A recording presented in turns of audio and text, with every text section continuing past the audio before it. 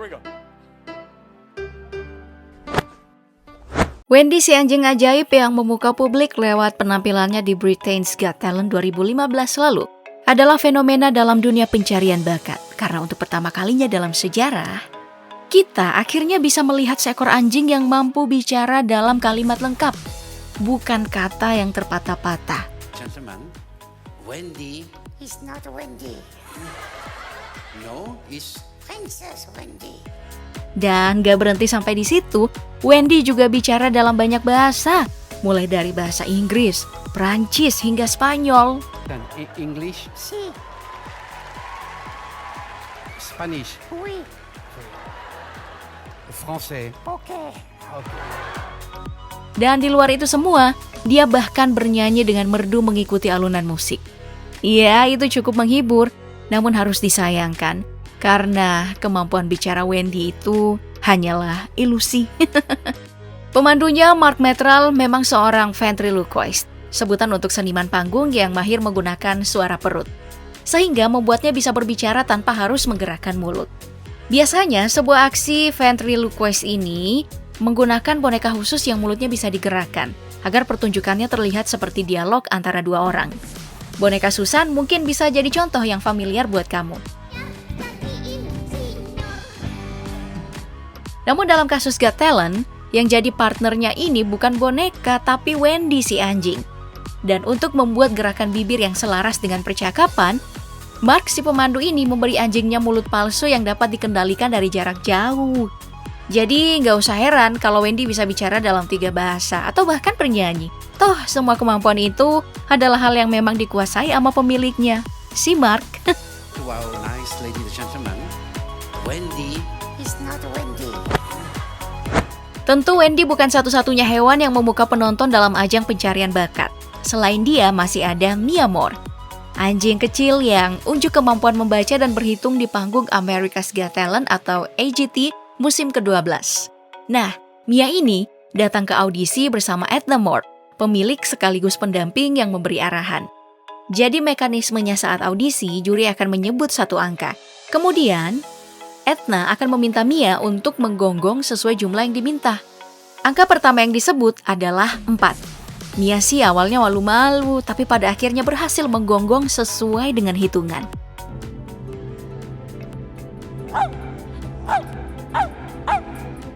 Kemudian juri menyebut jumlah yang lebih besar lagi, yaitu 16, dan lagi-lagi Mia berhasil. 16.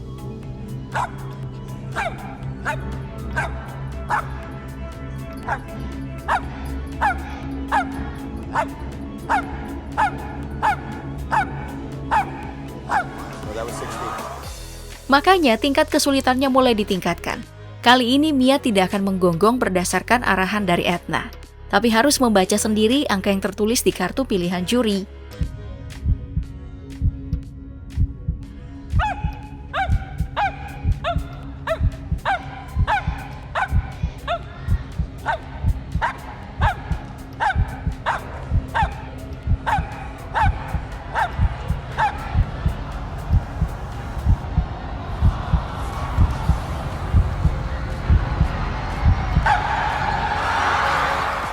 Dan ya, di luar dugaan, Mia lagi-lagi berhasil menggonggong dalam jumlah yang sesuai dengan angka di kartu. Keberhasilan yang praktis membuktikan kalau dia ini emang bisa menghitung dan membaca, meski itu hanya terbatas di kisaran angka 1 sampai 50. Edna sang pemilik yang mengakuinya sendiri saat menjelaskan soal bakat anjingnya kepada juri. Dan sepertinya itu jadi alasan penyelenggara hanya meloloskan Mia hingga ke babak eliminasi.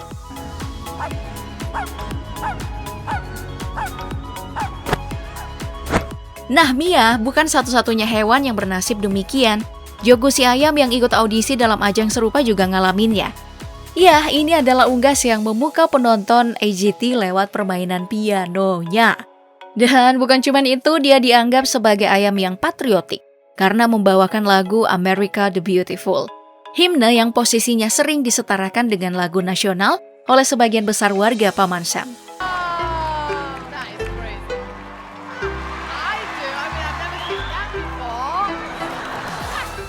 Sayangnya Jogu hanya tampil 2 kali selama acara.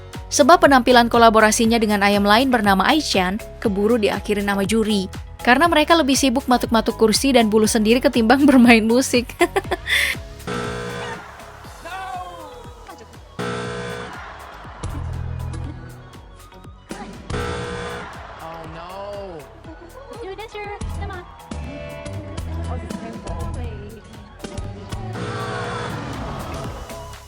Tapi itu bukan masalah besar sih, karena setelah gagal dalam kompetisi, Jonggu masih dapat kesempatan untuk tampil dalam acara bergengsi seperti Jimmy Kimmel Show secara live.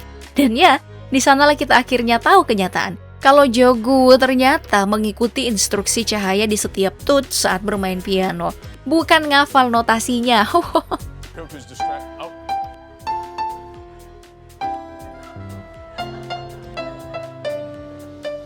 Namun jangan pikir bahwa ini semudah kelihatannya ya, karena nggak semua ayam bisa memahami petunjuk dengan minat sebesar itu.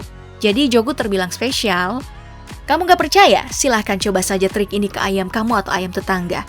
Kalau mereka bisa ngelakuin seperti Jonggu, kamu mungkin bisa mengajarinya lagu Indonesia Raya, lalu mendaftarkannya ke ajang pencarian bakat serupa.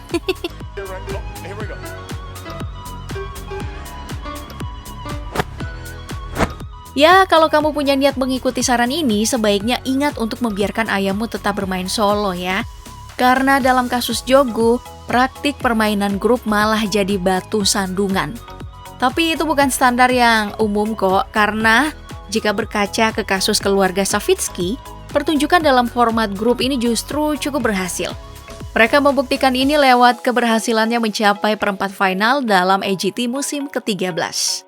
Secara individual, apa yang ditampilkan oleh grup ini sebenarnya cukup sering ditemukan dalam pertunjukan sirkus, atau bahkan dalam kehidupan sehari-hari. Namun semua jadi menarik karena komposisi membernya.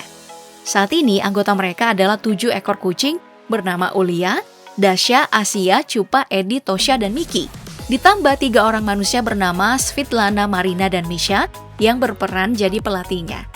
Namun sewaktu tampil di panggung AGT, jumlah member kucingnya ada 10 ekor. Dan ada seekor anjing bernama Elizabeth. Nah, dari komposisi grup inilah kita bisa melihat pertunjukan akrobatik yang tingkat keunikannya sulit dijelaskan. Jadi, mari langsung nonton aja aksi mereka saat di panggung AGT.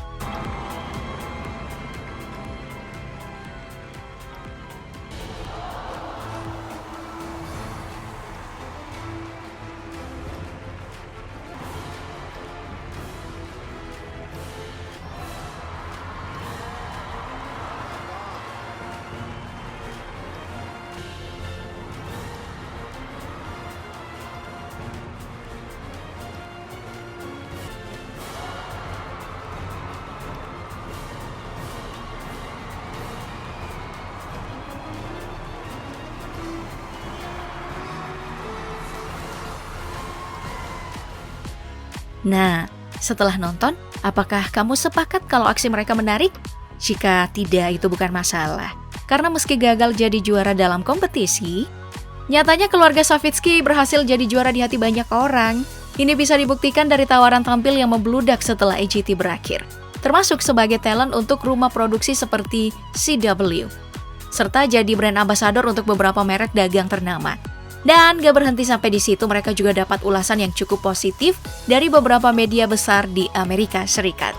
Ya, sepertinya keluarga Savitsky ini emang cuma ikut kompetisi untuk promosi gratis sih, atau proyeksi bisnis mereka.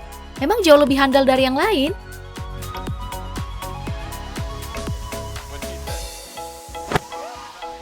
Karena dalam ajang pencarian bakat, gak banyak kontestan terutama hewan yang bisa sampai di titik semacam itu. Selain keluarga Savitsky, mungkin yang cukup terkenal cuma Twiggy si tupai jagoan ski air. Eits, jangan tertipu dengan namanya, karena ini bukan mengacu pada satu tupai, tapi pada setiap tupai yang melakukan pertunjukan ski air. Sedangkan nama Twiggy sepertinya digunakan sebagai penghargaan untuk tupai pertama yang melakukan aksi hiburan ini pada dekade 70-an. Nah, di AGT penampilan Twiggy sebenarnya gak lolos dalam audisi. Hanya saja ada indikasi kalau mereka memang diniatkan hanya sebagai hiburan tambahan, bukan sebagai peserta. Atau mungkin ini hanya semacam promosi untuk pertunjukan Twiggy, karena meski jauh sebelum audisi, mereka udah bisa disebut terkenal. AGT memang terbukti ya membuat popularitasnya menanjak. Ini bisa kita pastikan frekuensi penampilan yang semakin sering di berbagai pembukaan ajang olahraga air, serta penggunaan jasanya sebagai talent dalam iklan dari merek dagang terkenal seperti GoPro.